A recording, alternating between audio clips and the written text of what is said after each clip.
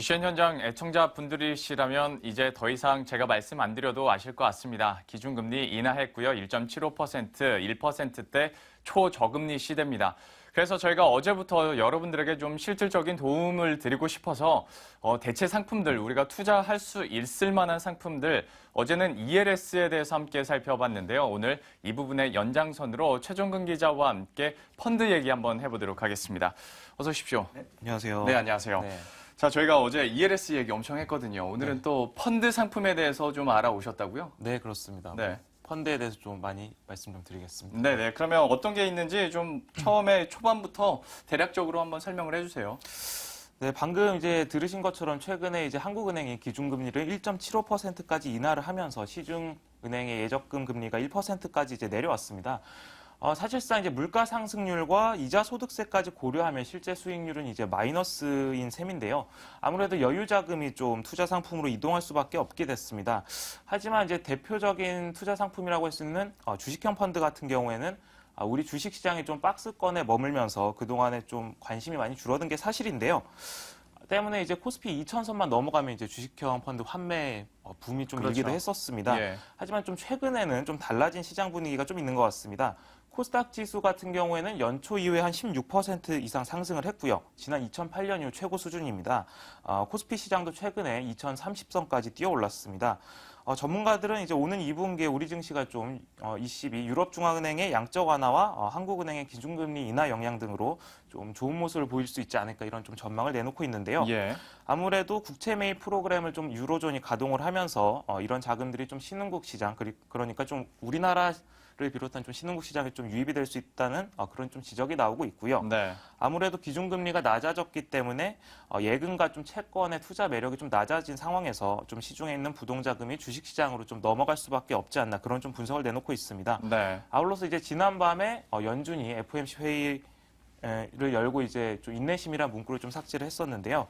좀 미국의 조기 기준금리 인상이 좀 이슈가 있지만 연준이 금리 인상의 폭과 속도를 좀 조절할 것이라는 좀 시장의 분석이 나오면서 예. 이런 점도 좀 우리 증시에 좀 긍정적이지 않을까 이런 분석도 좀 나오고 있습니다. 최근 들어서면서 증시가 좀 고점을 찍다 보니까 다시 한번 이런 기대감이 나타나는 것 같고, 역시 앞서 말씀드린 것처럼 FOMC 회의에서 인내심이 삭제되면서 역시 뉴욕 증시도 상승세를 나타내는 모습이었는데요. 전반적인 현재 상황들 함께 살펴봤고요. 최종근 기자가 직접 손수 만든 리포트가 있다고 해서 그 리포트부터 함께 확인을 해보고 다시 돌아오도록 하겠습니다. 올 들어 코스닥 지수 상승률은 무려 16%. 코스피 지수도 2030선에 바짝 다가서며 호조세를 이어가고 있습니다. 유럽의 양적 완화와 한국은행의 기준금리 인하로 주식시장에 대한 기대감이 커지고 있기 때문입니다. 이제 기준금리가 1.75로 낮아졌고 예금에 대한 매력이 낮아져 있고 채권 쪽에 투자하는 것도 투자 매력이 낮아진 상황이기 때문에 이제 시중에 있는 부동자금들이 주식시장으로 넘어올 가능성이 굉장히 높다고 판단을 하고 있습니다. 거기다가 지금 작년에 부진했던 기업들이 기업 실적 측면에서도 2분기에 개선될 가능성이 높기 때문에 예금 금리는 하락한 반면 증시는 강세를 나타내면서 대표적 간접 투자 상품인 주식형 펀드에 대한 관심이 높아지고 있습니다. 일부 위험을 감수하더라도 고수익을 원한다면 중소형주를 편입하는 주식형 펀드 투자를 고려해 볼 만합니다. 연초 이후 중소형주 펀드의 평균 수익률은 7.9%, 국내 주식형 펀드 수익률의 2배가 넘습니다. 장기 성적표 또한 좋습니다. 일반 주식형 펀드와 코스피 200 인덱스 펀드는 3년 동안 누적 손실을 냈지만 중소형주 펀드는 30%가 넘는 수익률을 기록했습니다. 보통 중소형주를 개별적으로 투자한다라고 하면은 상당히 개별 기업 리스크가 있기 때문에 변동성이 클 수 있지만 이거를 포트로 묶어놨기 때문에 그것만큼의 어떤 리스크는 좀 완화되는 효과가 있을 것 같습니다. 다만 전문가들은 일부 중소형주의 경우 고평가 논란이 있고 그동안 부진했던 대형주가 오름세로 돌아서면 소외받을 수 있다는 점을 유의한다고 지적합니다. 중소형주 펀드의 경우 운영 전략에 따라 수익률 격차가 큰 만큼 펀드별 운영 방법을 꼼꼼하게 살핀 뒤 투자에 나서야 합니다. 머니투데이 방송 최종근입니다. 최종근 기자의 리포트 잘 들어봤습니다. 전체적으로 요지를 살펴보면 이제 중소형주 펀드들이 좀 잘 나갈 거다라고 얘기를 해주셨는데 저는 좀 개인적으로 궁금한 것이 코스닥 같은 경우에 이제 많이 올랐지 않습니까? 그러니까 분명히 지금까지의 수익률은 많이 높아졌을 텐데 이제 이걸 보시는 분들은 이제 내가 한번 펀드 상품을 가입해 볼까라시는 분들에게는 코스닥이 좀 고점에 대한 부담이 있다 보니까 이제 좀 떨어지지 않을까라는 생각은 전 개인적으로 드는데 현장에서는 좀 전문가들이 어떤 얘기하던가요? 아무래도 일단 코스닥 지수가 최근에 굉장히 많이 올랐고 또 중소형주를 중심으로 대형주는 좀 소외받는 모습이 나타났기 때문에 일부 좀 고평가 논란도 있는 것이 사실인데 하지만 아직까지 성장성 있는 부분들이 많기 때문에 중소형주에는 좀 그런 점을 좀 주목을 해야 된다고 좀 지적을 하고 있습니다. 알겠습니다. 전체적으로 그렇다 보니까 국내 중소형주 펀드들이 아주 승승장구를 하고 있고요. 그렇다면 이런 중소형주 펀드들이 과연 어떤 분들에게 좀 적합할까라는 생각이 듭니다. 모두가 다 좋아하진 않을 거고요. 어떻게 판단을 하고 있나요? 일단 좀 주식형 펀드 상황을 좀 간단하게 말씀을 드리면 최근 이제 연초 이후에 국내 주식형 펀드 수익률이 좀 플러스로 돌아섰습니다. 펀드 평가사 제로인에 따르면요, 연초 이후에 국내 주식형 펀드 수익률이 3.9%로 집계가 됐습니다. 최근에 좀 마이너스 수익률을 기록하는 등 좀 부진한 모습을 기록했던 것과는 조금은 달라진 분위기가 있습니다. 전체적으로요. 근데 이제 국내 주식형 펀드 가운데서 가장 좋은 성과를 내고 있는 유형은 중소형주 펀드입니다. 연초 이후에 중소형주 펀드의 평균 수익률은 아까 말씀드렸던 것처럼 7.9%고요. 국내 주식형 수익률의 2배가 넘습니다. 장기 성적표 또한 굉장히 좋은 수준인데요.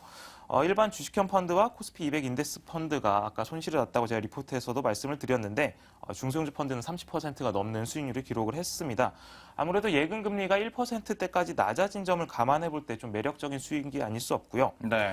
덩치가 비교적 큰 중소형주 펀드들의 수익률 호조도 좀 눈에 띕니다. 삼성자산운용하고 이제 KB자산운용이 운용하는 중소형주 펀드 같은 경우는 설정이 5천억 원이 넘는데요. 한 8%가 넘는 연초 이후에 수익률을 또 기록을 하고 있습니다. 동양자산운용도 지난 2013년에 중소형주 투자를 전문적으로 하는 그런 운용팀을 만들었고요. 좀 그런 역량을 집중하면서 연초에 9%대 펀드 수익률을 좀 중소형주 펀드 수익률을 나타내고 있습니다. 이런 좀 상황이 지속되다 보니까 주식형 펀드의 전체 자금은 좀 유출이 되는 반면에 중소형주 펀드에는 올해 3월 17일 기준으로 130원 정도가 유입이 됐고요. 아무래도 배당에 대한 또 관심이 높다 보니까 배당주 펀드도 한 350원가량이 유입이 됐습니다. 아무래도 대형주가 좀 부진한 모습을 이어가고 좀 코스닥을 비롯한 좀 중소형주가 강세를 나타내면서 좀 양호한 수익률을 나타내고 있는 것으로 좀 풀이가 되고요. 다만 아까 말씀드렸던 것처럼 전문가들은 좀 일부 중소형주의 경우 고평가 논란이 좀 있을 수 있고요. 그동안 최근에 또 코스피가 또 치고 올라오고 있기 때문에 대형주가 오름세로 돌아서면 좀 소외받을 수 있다는 점을 좀 유의해야 한다고 지적을 하고 있습니다. 리포트 내용에서도 우리가 좀 봤던 내용들이고 추가적으로 최종 기자가 말씀을 해주셨는데요. 시간이 많이 간 것 같습니다. 마지막으로 좀 이런 펀드 가입하는 분들에게 유의점이 있다면 어떤 게 있을지 기자로서 한마디 좀 해주시죠. 네, 아무래도 중소형주 펀드 같은 경우에는 대형주에 투자하는 펀드에 비해서 상대적으로 좀 변동성이 높은 수익률을 좀 낼 수 있다는 장점이 있는데요. 저금리 시대가 이어지고 있는 상황에서 다소의 위험을 감수할 수 있는 투자 성향을 가지고 있다면 높은 수익률을 기대해 볼 수도 있습니다. 하지만 아까 말씀드렸던 것처럼 변동성이 다소 높을 수 있다는 점은 좀 주의를 해야 되고요. 수익률 격차도 좀 심합니다. 펀드별로 좀 중소형주 펀드 수익률을 살펴보면요. 지난 6개월간 16%가 넘는 수익률을 기록한 중소형주 펀드가 있는 반면에 일부 펀드는 마이너스 수익률을 기록한 펀드도 있습니다. 아무래도 운영 전략에 따라서 수익률 격차가 좀 심하게 나타나고 있는 건데요.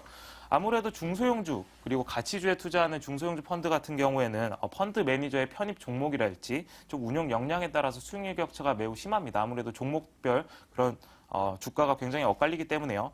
그래서 때문에 이제 중소형주 펀드에 좀 투자할 때는 운용사의 운용 전략, 방법, 그리고 펀드별 편입 종목을 좀 꼼꼼히 따져보신 뒤에 좀 투자에 나서야 될 것으로 좀 판단이 되고 또 이제 개인별 투자 성향, 얼마나 위험을 감수할 수 있을 것인가, 그리고 본인의 재정 상황, 이런 것들을 고려한 좀 자산운용의 지혜가 필요하지 않을까 생각이 됩니다.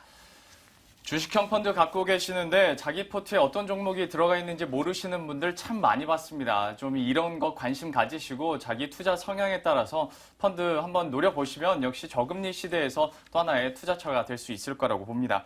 지금까지 증권부의 최종근 기자와 함께했습니다. 고맙습니다. 네, 감사합니다.